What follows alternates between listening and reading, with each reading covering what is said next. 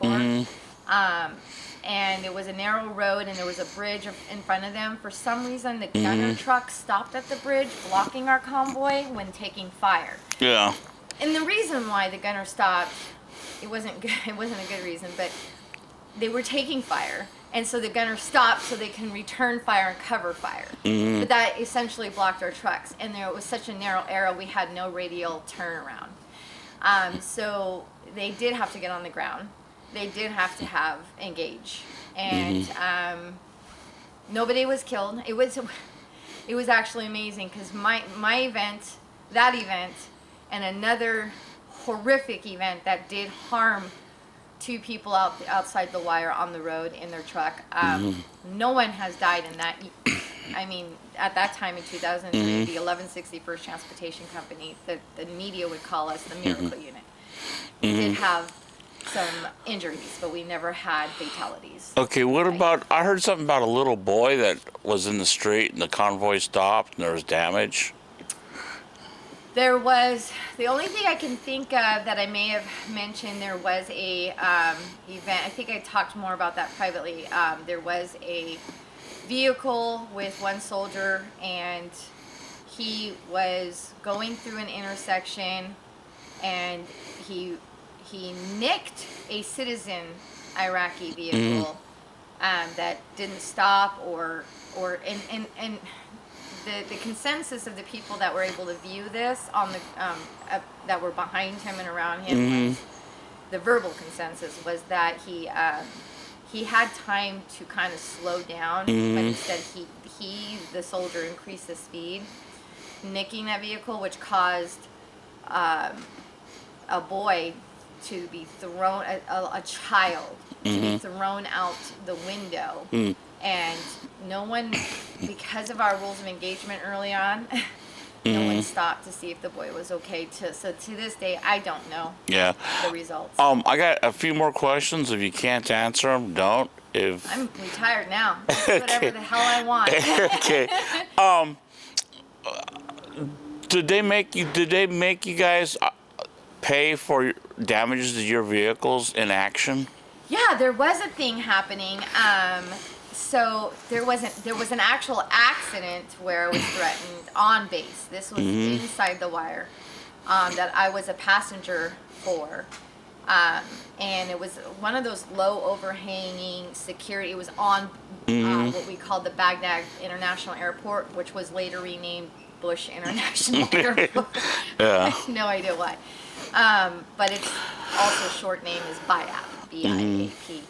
And on there was a security checkpoint bridge-like thing, overpass thing. And our trucks were too tall for that. So the trucks would normally go around it while it existed. Well, we had just gotten there in country, and my driver, he had been to this location at least once, and he was supposed to go around it, but he'd just forgotten. It wasn't a common thing yet.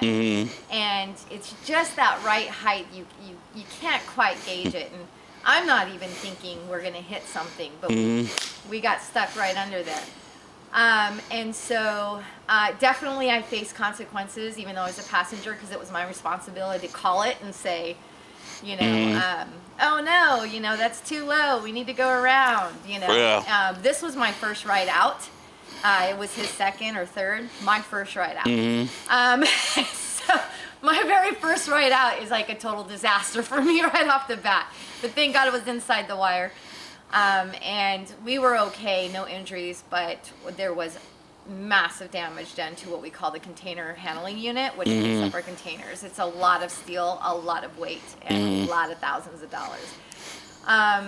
We were disciplined, but there was a threat verbally that we may end up having to pay for those damages. We did not concur that. They felt satisfied with the accident as something to learn from at that point. The unit, I don't know how they finagled it, but I did not lose money from that. There was another event in the city of Baghdad outside the wire. I was on that convoy for sure too, but I did not hit anything. I actually saw it happen in front of me, domino effect. every single vehicle hit the other vehicle in front of them. That's what I wanted. That's the one, yeah. Every single vehicle hit the vehicle in front of them. And I was able to stop just in time, and no more from that point behind me. Nobody else hit.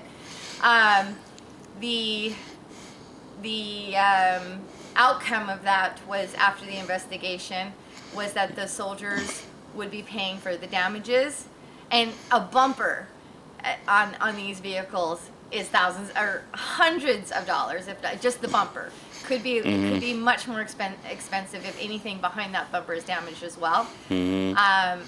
Some of the platoon sergeants, or the convoy leader and a platoon sergeant, my platoon sergeant, he was a convoy leader that day. He volunteered his pay, and I don't know to this day what was taken from him, but he wouldn't have it fall on soldiers that are of the rank of private or specialist or lower than him. And he was only in E7, which is higher rank, but not that high. Okay. And why did the vehicle stop?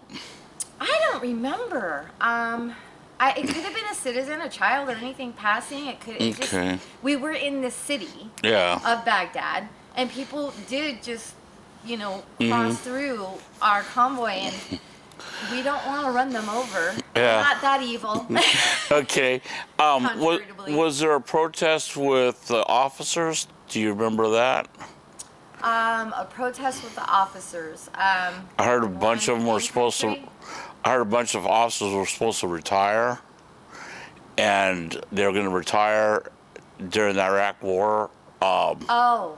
Okay. So my commander was not part of that, and I think this is like a later date, so I was home. This wasn't during that early part, but there were significant concerns and issues of our strategies, of our time there, and of our reasons to be there. And soldier care and morale was very, very, very low. As the years went on, that did not improve too well. I mean, there were improvements like better food and things like that, but they were small and they weren't prevalent or important. Not relevant is the word I'm looking for. Right. The concerns that commanders, I think really good commanders had, were of those things, and mostly soldier care. And we're losing men and women in uniform, and I think a lot of people began to feel as though that we were losing lives, sons and daughters, wives and husbands, for not good enough reason anymore. And so there was some sort of complaint, more so than a protest. You can't really just quit war. Yeah. You can't just say, hey, we're on strike right now. ISIS, chill. We're just going to take a little moment here and have a strike. So stop fighting, everybody. It doesn't work like that. So we have to file letters of complaint with signatures and petitions, kind of like the American citizens do. Yeah. The tough part is that in Iraq, often any of our valid complaints are not only just overlooked, but they disappear. Because it's not like we can photocopy everything and track everything, right. At least in the earlier days. I know we had a petition early on against our own chain of command in 2003, and it was not only ignored, but we had no copier of our own. We had no administrative anything set up yet. And so as soldiers had to turn in an original with signatures petitioning our own complaints about our own direct chain of command, and it disappeared.